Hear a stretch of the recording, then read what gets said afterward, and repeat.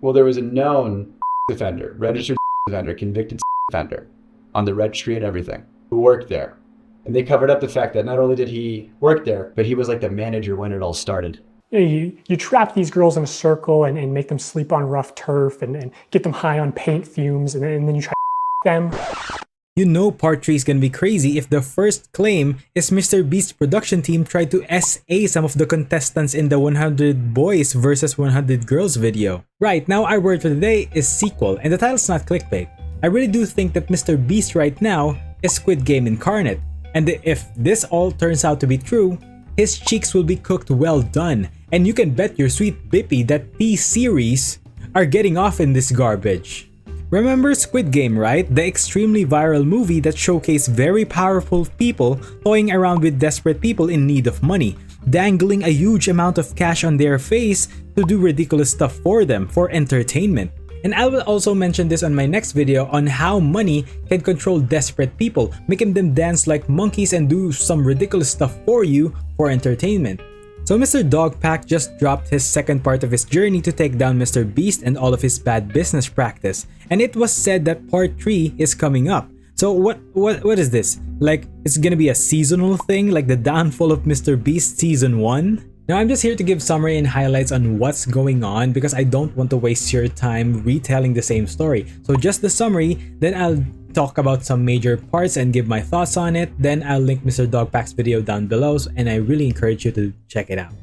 Now, unlike the part 1, this essentially has two major claims that was fully fleshed out. And number 1 is Mr. Jake Weddle, a former employee and a contestant, was treated like an absolute shit in the videos he participated. And number 2, there's a high degree registered sex offender towards a minor worked inside of the company that MrBeast himself might have known but decided not to care. And trust me, MrBeast, you don't want to be Logan Paul 2.0 by hiring high degree criminals to your company. And if this all came out to be true, you're like the best bro of Logan Paul now. You're not Jimmy Donaldson, you're like Jimmy Paul. Okay, so let's get started with the summary. So at first we get introduced to Mr. Jake Weddle, so please check him out. He's a former MrBeast employee and a contestant on one of his videos. Now if you guys remember this video 2 years ago, it seems like that's the second guinea pig. The first test subject was him, and here's a proof picture of him being in the room. But it didn't come out, it didn't make the cut because of how horrible Mr. Jake's status was, and he only lasted 11 days. And then he went and told what's the fakest video he ever worked on, and it was this video, the destroying my friend's car and surprising him with the new one. But Mr. Jake kinda contradicted his statements because he said that he faked his mom's reaction so bad, then he said that the one of his friends genuinely didn't know. So it was like fake but not fake at the same time. He was calling his mom. Marcus genuinely had no idea. He genuinely had no idea. But so Marcus was calling his mom, and his mom's freaking out. And I'm like, oh no, they're gonna call my mom next. So I had to text my mom, who had to beg to get the title very quickly. Now I'm texting my mom, I go, Mom, I'm about to call you about the meteor thing.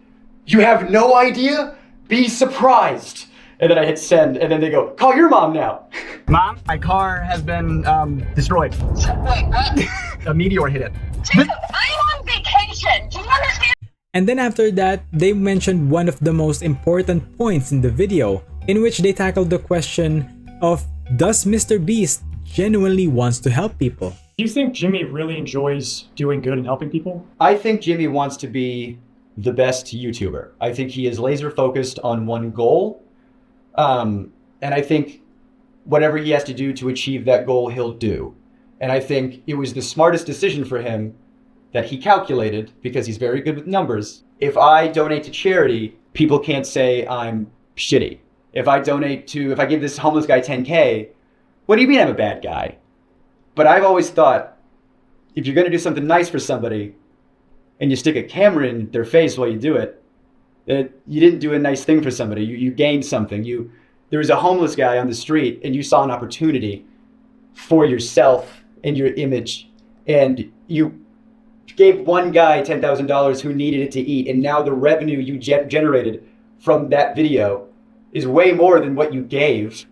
I think when he's generous on camera, it's the least authentic thing in the world. Okay, so here's my opinion. So I agree mostly on what Mr. Jake said, that If you genuinely want to do good things, you wouldn't be broadcasting all of that on social media because it would feel less genuine. But there's also some people that appreciates that. But I kinda understand as well that now in these times, people are doubting you left and right. Like, hey, I donated to charity. Oh, where's your proof then, boy? The end, you need some credible proof of you actually giving stuff away. So sure, film yourself doing it. But it's a different story when you make the people you gave something to exaggerate their thankfulness in front of the camera. Like, oh, come on man, cry.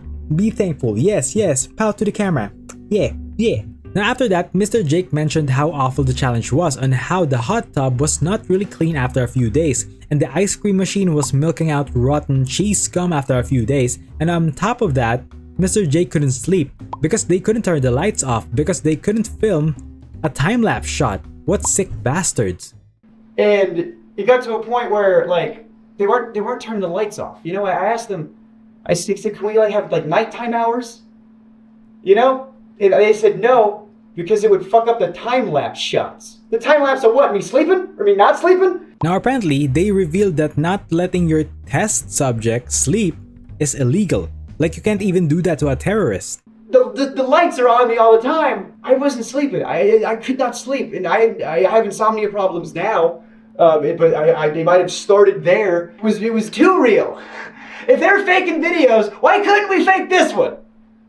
You know, if we're allowed to let these cast members have some time off of this difficult challenge, how come we couldn't turn the lights off? And now some may argue that it's not illegal for him to not get sleep because he's not a prisoner and he can get out anytime. But that's still disgusting if that's true. It's like a step away from being illegal. And they actually said the potential reason on why Mr. Jake went through all of that shit. It's because he's an employee. So surely he'll understand, right? So he'll understand that we'll push it even further. And they did, without any regards to his safety. Then he stated after a day goes by, he received his daily 10K, then Mr. Jake received a phone call that's instructing him to tell at the camera that he's very thankful that he can now pay his student loans, which is very much not true. He doesn't have student loans. So basically, MrBeast is just making him say that just to make the situation more sympathetic to people. Ugh. When I'm receiving some cash, he said, Jimmy said, can you say to the camera how thankful you are that now you can pay back your student loans? You know how hard it was to do a take of that and pretend to make it genuine? I don't want to have student loans. I don't want to be in a cage. Now watching that hurts my soul because you can really feel and see on how hurt he is because of that challenge and how pressured he is. And this video is very hard to sit through because of the potential of this kind of shit experienced by innocent, desperate people exploited by rich people for entertainment. Sickening. And Mr. Jake also revealed why he decided to still continue with the challenge. And this is why I think MrBeast having this mega cash is borderline tyrannical. But Jimmy's the guy with the money, and if you do what he says, he'll do what you want. You want your student loans paid off? You just be in this cage. And you have power over people. When one person doesn't have resources and the other one does, and they hold it over your head, and you go, of course, yeah, I agreed to it. I needed it, of course. There's something about like having the cameras on me all the time. Now the story continues. So Mr. Jake was awoken by two briefcases, one with the Rubik's Cube and one with the challenge of running a marathon on a treadmill. And the Rubik's Cube was immediately denied by Mr. Jake, but he couldn't say no to the treadmill.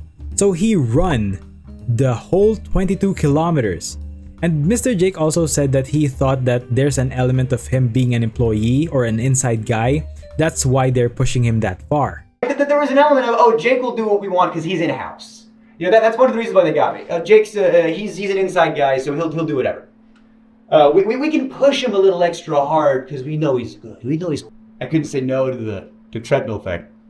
And after he ran the whole 22 kilometers, Mr. Jake couldn't walk. He had blisters all over his feet.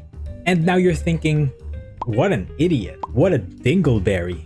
Now, they did address on why he couldn't say no, and this again is the perfect comparison, again, to Squid Game. Did you try to say no? Like, did you have a choice, or? Based on the Rubik's Cube thing and based on all the other stuff, like there was so much pressure to just do it, just do the thing, you know? And if I refuse, it's just, well, that's the whole video. I guess the budget's, so much money up in flames because Jake said he wouldn't want to do the thing. And so I wanted to be a good sport, and I wanted to get the boost, and I wanted the cash. You see how MrBeast is like the reincarnation of Squid Game? This is real life. Money and power are everything, and MrBeast is using that to entertain children? Imagine that! Borderline torturing a human being for the entertainment of his very young audience. Let that sink in. And at this point, Mr. Jake said that he gave up on the challenge and he got the goods. He got the 110k, and then Mr. Jake said that Jimmy slash MrBeast came out with all of the people he liked and said that he wanted to check on him on his mental health because they have to. Because the last thing they want is for him to S. And it's like they brought in all my friends, to make it. Everybody was around me, making sure I was good, making sure I was okay. Your mental health is the most important thing. I just want to make sure you're okay. And the last thing we want you to do is... I can almost hear the word Sue come out of his mouth. The S, he just stopped right before it got out. So after that, Mr. Dogpack showcased text messages from Mr. Jake that basically is a back and forth of text from MrBeast employees checking up on him and just being nice to him and supporting him when he's super down.